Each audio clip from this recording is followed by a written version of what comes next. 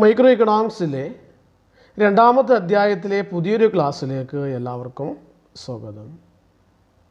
നാം ഇന്ന് ഈ ക്ലാസ്സിലൂടെ ഡിസ്കസ് ചെയ്യുന്നത് ഇൻഡിഫറൻസ് കർവും അതിൻ്റെ സവിശേഷതയുമാണ്. നമുക്ക് ഫോക്കസ് ഏരിയ പോയിൻ്റ് ഓഫ് വ്യൂവിൽ വെച്ച് നോക്കിയാൽ ഒരു കൺസ്യൂമേഴ്സ് ഇക്വിലിബ്രിയം എന്നൊരു ഏരിയ നമുക്ക് പഠിക്കേണ്ടതുണ്ട്.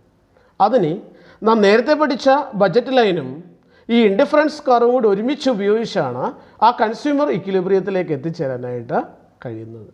അപ്പോൾ അതിനു വേണ്ടിയാണ് നാം ഈ ഇൻഡിഫറൻസ് കർവ് പഠിക്കുന്നത്. പക്ഷേ പരീക്ഷയ്ക്ക് ഇൻഡിഫറൻസ് കർവ് തനിച്ച് അതിൻ്റെ പ്രോപ്പർട്ടീസ് എല്ലാ വർഷവും സ്ഥിരമായി ചോദിച്ചു കാണുന്ന ഒരു ക്വസ്റ്റ്യനാണ്. അതുകൊണ്ട് ഇൻഡിഫറൻസ് കർവും അതിൻ്റെ പ്രോപ്പർട്ടീസും വ്യക്തമായി മനസ്സിലാക്കിയിരിക്കണം. ഇവിടെ ഈ ചിത്രത്തിൽ കാണുന്ന ജെ.ആർ. ഹിക്സ് എന്ന സാമ്പത്തിക ശാസ്ത്രജ്ഞനാണ് ഇൻഡിഫറൻസ് കർവ് നമുക്ക് പരിചയപ്പെടുത്തി തന്നത്. That is it was introduced by J R. Hicks. അപ്പോൾ എപ്പോഴും ശ്രദ്ധിച്ചോളം, പലപ്പോഴും വൺ വേർഡ് ഏരിയയിൽ ചോദിക്കുന്ന ഒരു ചോദ്യമാണ്. അതുപോലെ തന്നെ indifference curve analysis is based on ordinal utility അപ്രോച്ചാണ്. നമുക്ക് കഴിഞ്ഞ ക്ലാസ്സിൽ കാർഡിനൽ യൂട്ടിലിറ്റി അപ്രോച്ചും ഓർഡിനൽ യൂട്ടിലിറ്റി അപ്രോച്ചിനെ കുറിച്ചും പറഞ്ഞിരുന്നു. ഹിക്സിൻ്റെ ഈ ഇൻഡിഫറൻസ് കർവ് അനാലിസിസ് എന്ന് പറഞ്ഞാൽ it is based on ordinal utility approach. അതായത് നമുക്ക് യൂട്ടിലിറ്റിയെ ന്യൂമറിക്കലായിട്ട് മെഷർ ചെയ്യാൻ കഴിയില്ല, മറിച്ച് റാങ്ക് ചെയ്യുന്ന രീതിയാണ് ഓർഡിനൽ യൂട്ടിലിറ്റി അപ്രോച്ച് എന്ന് പറയണേ. ഇനി നമുക്ക് നേരിട്ട് ഇൻഡിഫറൻസ് കർവിലോട്ട് കിടക്കാം. ഇവിടെ ഈ കാണുന്നതാണ് ഇൻഡിഫറൻസ് കർവ് എന്ന് പറഞ്ഞാൽ ഈ IC1 എഴുതിയിട്ടാക്കുന്ന ഈ കർവിനെ വിളിക്കുന്ന പേരാണ് ഇൻഡിഫറൻസ് കർവ് എന്ന് പറഞ്ഞാൽ. ഇതിൻ്റെ മലയാളം എന്ന് പറഞ്ഞാൽ നിസ്സംഗതാ വക്രം എന്നാണ് ഇതിൻ്റെ മലയാളം, നിസ്സംഗതാ വക്രം. ഇവിടെ ഈ ഇൻഡിഫറൻസ് കർവ് കാണിക്കുന്നത് എന്താണ് എന്ന് ചോദിച്ചാൽ ഇവിടെ കുറേ ബണ്ടിലുകളെ ഞാൻ യോജിപ്പിച്ചാണ് വരച്ചിരിക്കുന്നത്. ഇവിടെ A എന്നുള്ളൊരു ബണ്ടിലുണ്ട്, B എന്നുള്ളൊരു ബണ്ടിലുണ്ട്, C എന്നുള്ളൊരു ബണ്ടിലുണ്ട്, D എന്നുള്ളൊരു ബണ്ടിലുണ്ട്. ഓരോ ബണ്ടിലെയും ഗുഡ്സും ഞാൻ അവിടെ കൊടുത്തിട്ടുണ്ട്. എന്നുള്ള ബണ്ടിലിൽ 1 യൂണിറ്റ് ആപ്പിളും 12 യൂണിറ്റ് ബനാനയുമാണ്. 1 യൂണിറ്റ് ബനാനയും 12 യൂണിറ്റ് ആപ്പിളുമാണ്. എപ്പോഴും ഒന്നാമത്തെ സാധനമാണ് ആദ്യം പറയേണ്ടത്, രണ്ടാമത്തെ സാധനമാണ് രണ്ടാമത് പറയേണ്ടത്. അപ്പോൾ ആ രീതിയിൽ നോക്കുമ്പോൾ ഇവിടെ 1 യൂണിറ്റ് ബനാനയും 12 യൂണിറ്റ് ആപ്പിളുമാണ്. അല്ലെങ്കിൽ X1 1 യൂണിറ്റും 12 യൂണിറ്റ് X2വുമാണ്. ബിയിലോട്ട് വരുമ്പോൾ 2, 8, സിയിലോട്ട് വരുമ്പോൾ 3, 6, ഡിയിലോട്ട് വരുമ്പോൾ 4, 5 ഇങ്ങനെ കൊടുത്താക്കിയാണ്. ഈ ബണ്ടിലുകളുടെ എല്ലാം പ്രത്യേകത എന്താണ് എന്ന് ചോദിച്ചാൽ all these consumption bundles which give the consumer the same level of satisfaction. ഇതാണ് ഇതിൻ്റെ പ്രത്യേകത. ഈ എല്ലാ കൺസപ്ഷൻ ബണ്ടിലുകളും ഉപഭോക്താവിന് തുല്യ സംതൃപ്തി പ്രദാനം ചെയ്യുന്ന ബണ്ടിലുകളാണ്. അപ്പോൾ ഇൻഡിഫറൻസ് കർവ് എന്താണ് എന്ന് ചോദിച്ചാൽ നമുക്ക് വളരെ വ്യക്തമായിട്ട് നിർവചിക്കാം. Indifference curve is defined as all the consumption bundle or indifference curve is the curve which joins all the consumption bundles which give the consumer the same level of satisfaction. ഉപഭോക്താവിന് തുല്യ സംതൃപ്തി പ്രദാനം ചെയ്യുന്ന കൺസപ്ഷൻ ബണ്ടിലുകളെ മാത്രം യോജിപ്പിച്ചു വരക്കുന്ന വക്രത്തെ പറയുന്ന പേരാണ് ഉദാസീനതാ വക്രം അഥവാ indifference curve. It is the curve which joins all the consumption bundles which give the consumer the same level of satisfaction. അപ്പോൾ ഇവിടെ A എന്നുള്ള ബണ്ടിൽ എടുത്താലും B എന്നുള്ള ബണ്ടിൽ എടുത്താലും C എന്നുള്ള ബണ്ടിൽ എടുത്താലും D എന്നുള്ള ബണ്ടിൽ എടുത്താലും ഉപഭോക്താവിന് കിട്ടുന്ന സാറ്റിസ്ഫാക്ഷൻ സെയിം ആയിരിക്കും. അതുകൊണ്ട് ഏതെങ്കിലും ഒരു പ്രത്യേക ബണ്ടിൽ വേണമെന്ന് ഇവിടെ കൺസ്യൂമർ പ്രിഫർ ചെയ്യാൻ സാധ്യതയില്ല. ഈ എല്ലാ ബണ്ടിലും കൺസ്യൂമർ ഇൻഡിഫറൻ്റ് ആയിരിക്കും. ഇതാണ് ഇൻഡിഫറൻസ് കർവ് എന്നതുകൊണ്ട് ഉദ്ദേശിക്കുന്നത്. ഇനി നോക്കിയേ, നമുക്ക് ഈ കൺസപ്ഷൻ ബണ്ടിലുകളുടെ അല്ലെങ്കിൽ ഈ ഇൻഡിഫറൻസ് കർവിൻ്റെ സ്ലോപ്പ് ഒന്ന് ചെക്ക് ചെയ്ത് നോക്കാം. ഈ സ്ലോപ്പ് ഒന്ന് ചെക്ക് ചെയ്ത് നോക്കാം. ഇവിടെ എയിൽ നിന്ന് ബിയിലോട്ട് പോകുമ്പോൾ ശ്രദ്ധിക്കേണ്ട കാര്യമെന്ന് പറഞ്ഞാൽ ഗുഡ് 1 കൂടുന്നു, 1 എന്നുള്ളത് 2 മാറുന്നു. അതായത് ബനാന 1 എന്നുള്ള 2 കൂടുന്നു. അതേ സമയത്ത് ഗുഡ് 2 അതായത് x2 ആപ്പിള്, ഇവിടുത്തെ എക്സാമ്പിൾ ആപ്പിള്, അത് 12 നിന്ന് 8 കുറയുന്നു. 12 നിന്ന് 8 കുറഞ്ഞു. അതായത് 4 യൂണിറ്റ് ആപ്പിൾ കുറച്ചപ്പോഴാണ് 1 യൂണിറ്റ് ബനാന കൂട്ടാൻ കഴിഞ്ഞത്. അപ്പോൾ ഇവിടെ ഈ സ്ലോപ്പ് എന്ന് പറഞ്ഞു കഴിഞ്ഞാൽ ഈ സ്ലോപ്പിനെ നമ്മൾ വിളിക്കുന്ന പേരാണ് റേറ്റ് ഓഫ് സബ്സ്റ്റിറ്റ്യൂഷൻ എന്ന് വിളിക്കും, അല്ലെങ്കിൽ സബ്സ്റ്റിറ്റ്യൂഷൻ റേറ്റ് എന്ന് വിളിക്കും. ഇവിടുത്തെ ഈ റേഷ്യോ, അതായത് 4 യൂണിറ്റ് ഗുഡ് 2 ത്യജിച്ചു, അതിൻ്റെ ഫലമായിട്ട് 1 യൂണിറ്റ് ഗുഡ് 1 ലഭിച്ചു.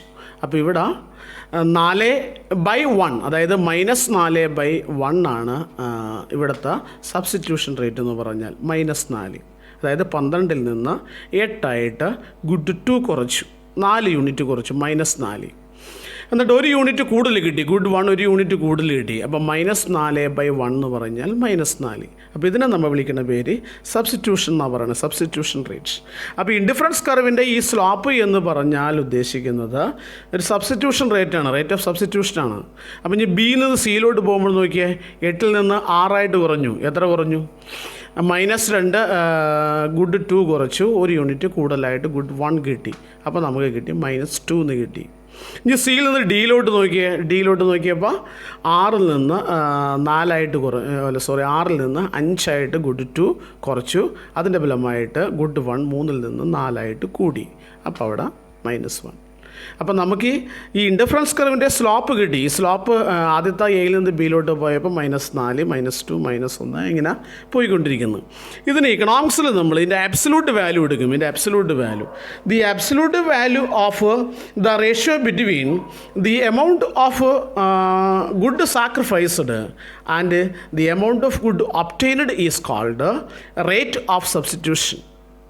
അതായത് ത്യജിക്കുന്ന സാധനത്തിൻ്റെ അളവും നമ്മളുടെ കേസിൽ x2, നേടുന്ന സാധനത്തിൻ്റെ അളവും നമ്മുടെ കേസിൽ x1 തമ്മിലുള്ള അനുപാതത്തിൻ്റെ കേവല വിലയെ നാം വിളിക്കുന്ന പേരാണ് റേറ്റ് ഓഫ് സബ്സ്റ്റിറ്റ്യൂഷൻ, അല്ലെങ്കിൽ മാർജിനൽ റേറ്റ് ഓഫ് സബ്സ്റ്റിറ്റ്യൂഷൻ എന്ന് വിളിക്കും. Marginal rate of substitution. അപ്പോൾ ഇൻഡിഫറൻസ് കർവിൻ്റെ സ്ലോപ്പ് എന്ന് പറഞ്ഞാൽ ഈ റേറ്റ് ഓഫ് സബ്സ്റ്റിറ്റ്യൂഷനാണ്. അതിനെ നാം വിളിക്കുന്ന പേരാണ് മാർജിനൽ റേറ്റ് ഓഫ് സബ്സ്റ്റിറ്റ്യൂഷൻ.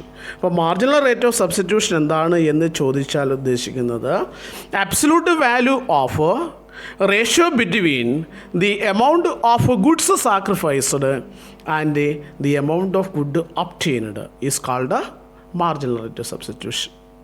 മറ്റൊരു മലയാളത്തിൽ പറഞ്ഞു കഴിഞ്ഞാൽ ത്യജിക്കുന്ന സാധനത്തിൻ്റെ അളവും നേടുന്ന സാധനത്തിൻ്റെ അളവും തമ്മിലുള്ള അനുപാതത്തിൻ്റെ കേവല വിലയെ നാം വിളിക്കുന്ന പേരാണ് മാർജിനൽ റേറ്റ് ഓഫ് സബ്സ്റ്റിറ്റ്യൂഷൻ.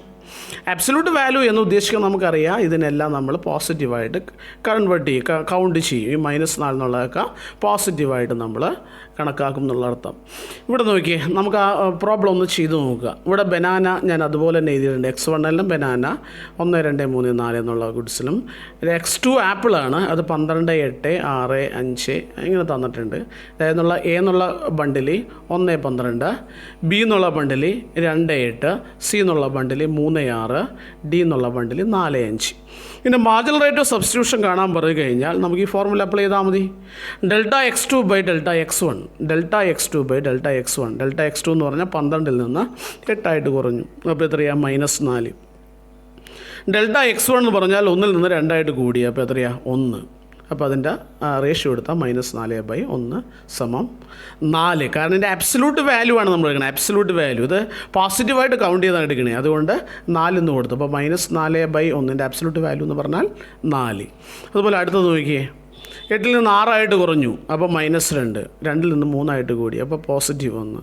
അതിൻ്റെ അബ്സല്യൂട്ട് വാല്യൂ എടുത്തപ്പോൾ +2. അടുത്ത് നോക്കിയേ, 6 നിന്ന് 5 കുറഞ്ഞു, അപ്പോൾ -1. 3 4 കൂടി +1. അതിൻ്റെ ആബ്സല്യൂട്ട് വാല്യൂ എടുത്തപ്പോൾ 1. അപ്പോൾ ഇതുപോലെയാണ് മാർജിനൽ റേറ്റ് ഓഫ് സബ്സ്റ്റിറ്റ്യൂഷൻ കാണുന്നത്. ഈ മാർജിനൽ റേറ്റ് ഓഫ് സബ്സ്റ്റിറ്റ്യൂഷനാണ് ഇൻഡിഫറൻസ് കർവിൻ്റെ സ്ലോപ്പ് എന്ന് പറയുന്നത്. ഇവിടെ ശ്രദ്ധിക്കേണ്ട ഒരു കാര്യവും കൂടിയുണ്ട്. ഈ മാർജിനൽ റേറ്റ് ഓഫ് സബ്സ്റ്റിറ്റ്യൂഷൻ, അതായത് നമ്മൾ ഇൻഡിഫറൻസ് കർവിൻ്റെ ലെഫ്റ്റിൽ നിന്ന് റൈറ്റിലോട്ട് പോകും തോറും, അതായത് എയിൽ നിന്ന് ഡിയിലോട്ട് എത്തും തോറും ഈ മാർജിനൽ റേറ്റ് ഓഫ് സബ്സ്റ്റിറ്റ്യൂഷൻ കുറഞ്ഞു വരുന്നതായിട്ട് കാണാം. നോക്കി, ആദ്യം 4 പിന്നെ 2 പിന്നെ 1. ഇതിന് നമ്മൾ വേറൊരു പേരിട്ട് വിളിക്കും diminishing marginal rate of substitution, DMRS എന്ന് വിളിക്കും. Diminishing marginal rate of substitution. അപ്പോൾ ഇതാണ് ഇൻഡിഫറൻസ് കർവിനെ കുറിച്ച് ചോദിച്ചാൽ പറയേണ്ട പ്രധാനപ്പെട്ട പോയിൻറ്റ്സുകൾ. നമുക്കിതിനെ അടിസ്ഥാനമാക്കി ഒരു പ്രോബ്ലം നോക്കാം.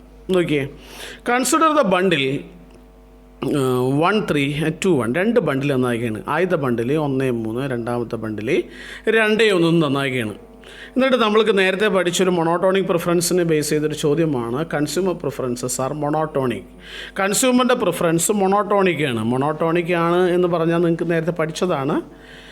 കുറഞ്ഞ അളവ് ബണ്ടിലിനേക്കാൾ കൂടുതൽ അളവ് ബണ്ടിലുകൾ എടുക്കാനുള്ള കൺസ്യൂമറിൻ്റെ പ്രിഫറൻസിനെ പറയുന്ന പേരാണ് മൊണോട്ടോണിക് പ്രിഫറൻസ്. ഇത് കഴിഞ്ഞ ക്ലാസ്സിൽ പഠിച്ചതാണ്. 2 ബണ്ടിൽ അവൈലബിൾ ആണെങ്കിൽ കൂടുതൽ എമൗണ്ട് ഉള്ള ബണ്ടിലുകൾ കൺസ്യൂമർ തിരഞ്ഞെടുക്കും. അതിനെയാണ് മൊണോട്ടോണിക് പ്രിഫറൻസ് എന്ന് പറഞ്ഞാൽ. ഇവിടെ കൺസ്യൂമർ മൊണോട്ടോണിക് പ്രിഫറൻസ് ഉള്ള വ്യക്തിയാണെങ്കിൽ what will be the reaction of the consumer എന്നാണ് ഒന്നാമത്തെ ചോദ്യം. കൺസ്യൂമറിൻ്റെ റിയാക്ഷൻ എന്തായിരിക്കും എന്നാണ് ചോദ്യം. രണ്ടാമത്തെ ചോദ്യം find the rate of substitution. Find the rate of substitution, marginal rate of substitution കാണാനായിട്ട്. ഇതിൻ്റെ ആൻസർ ഇവിടെ എഴുതിയിട്ടിട്ടുണ്ട്. ഇവിടെ നോക്കിയേ, ഇവിടെ 1, 3, 2, 1 ആണ്. ആദ്യത്തെ സ്ഥാനത്തിൽ 1 യൂണിറ്റും രണ്ടാമത്തെ സ്ഥാനത്തിന് 3 യൂണിറ്റും. രണ്ടാമത്തിലോട്ട് പോകുമ്പോൾ ആദ്യത്തെ സ്ഥാനത്തിന് 2 യൂണിറ്റ്, പക്ഷേ രണ്ടാമത്തെ സ്ഥാനത്തിന് 1 യൂണിറ്റും ഉള്ളൂ.